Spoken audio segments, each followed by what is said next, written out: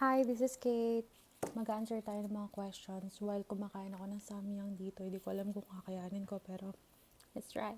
Meron naman akong gatas dito in case. Ito lang yung kinain ng gatas, ubus na siya.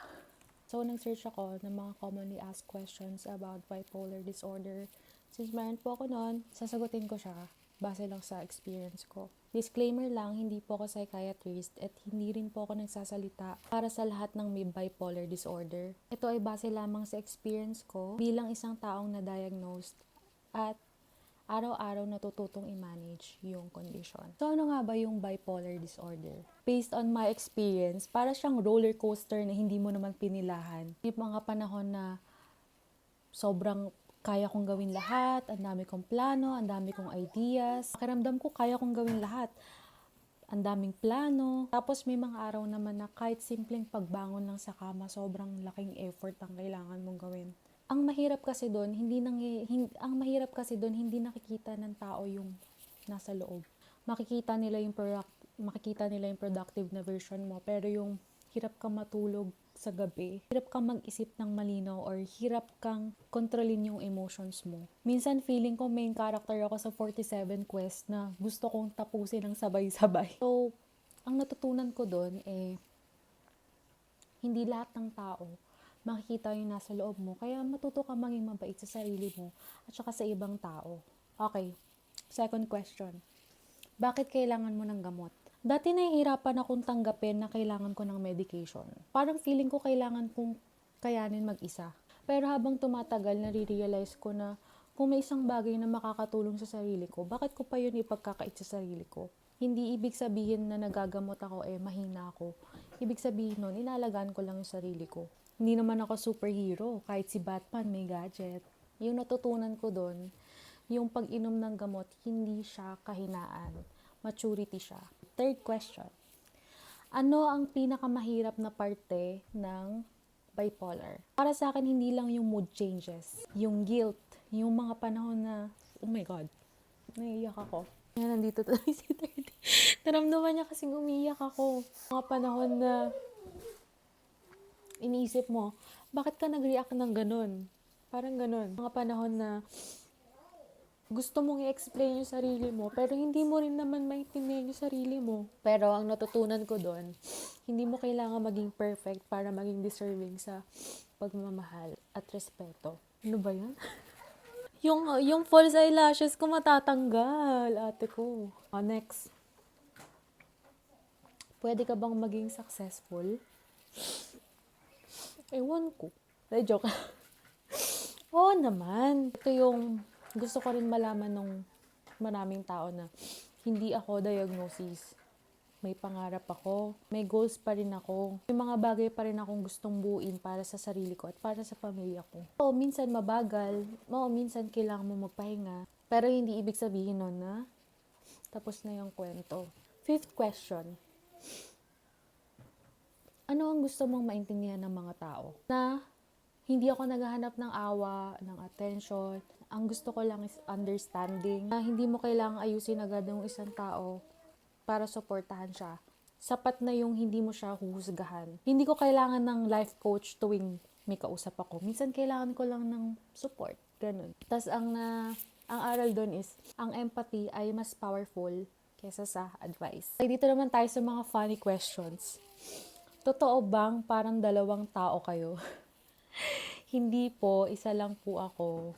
Isa lang po. Minsan lang may version na gusto kong ayusin yung buhay ko ng 2:00 ng madaling araw at minsan naman parang gusto ko namang matulog maghapon. Yun lang po. So, ang natutunan ko dun is yung mental illness ay binabago niya lang yung emotion and behavior ng tao.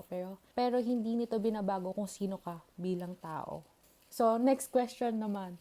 Paano mo malalaman kung bipolar ka o tamad ka lang? Alam mo, natanong ko na rin sa sarili ko yan dati. Pero ang natutunan ko is yung depression is hindi katamaran. Pag tamad ka, masaya kang walang ginagawa.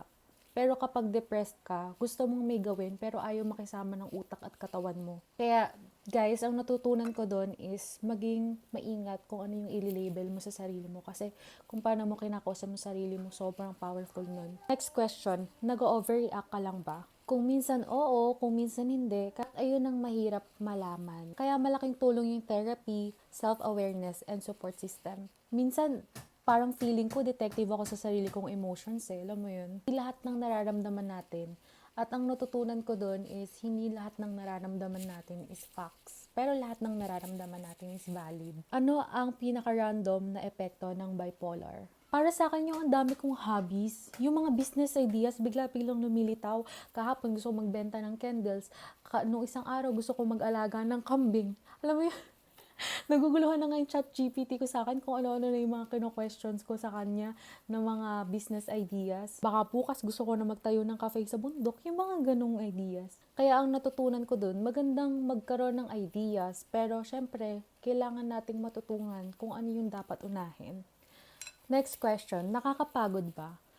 Oo, hindi lang dahil sa emotions, nakakapagod din mag-explain, nakakapagod mag-mask, nakakapagod mag-pretend na okay ka kahit hindi ka naman okay that time. Minsan, pagod na ako bago pa magsimula yung araw. Kaya natutunan ko dun, yung pagpapahinga, kailangan siya sa araw-araw, hindi siya reward. Surprisingly, meron. Tinuruan niya ako mas maging understanding, mas aware sa emotions, mas maging compassionate sa mga taong may pinagdadaanan. Kahit sa mahihirap na karanasan, may mga aral ka pa rin makukuha eh. Next question, ano naman ang gusto mong sabihin sa younger self mo? Minsan, okay, eto. Minsan, ang pinaka-importanting tao na kailangan nating patawarin is yung sarili natin. Ito. Last question. Ano ang biggest misconception tungkol sa bipolar? Yung lagi kaming nasa extreme. Sa totoo lang, karamihan sa oras, actually, hindi ko na nakain to. Kasi parang busog na ako. Sa totoo lang, sa karaniwan ng oras, gusto normal, tahimik na araw, stable na araw. Yun lang, natutunan ko doon na ang stigma ay laging nanggagaling sa kakulangan ng impormasyon. So, ayun daw ang ilan sa mga katanungan sa mga taong may bipolar. Natanggal na tuloy yung pilik mata ko, naiyak pa kasi ako eh. Okay guys, ulitin ko, hindi ako psychiatrist at hindi rin ako nagsasalita para sa lahat ng taong may bipolar. Base lang to sa experience ko. May isang bagay man ako na gusto kong maalala nyo after ng video na to, iyon na yung hindi lahat ng taong may laban ay nakikita nyo. Kaya bago humusga, subukan munang mangunawa. Bago magbigay ng advice, subukan munang makinig. At bago tawaging arte, subukan munang alamin yung kwento.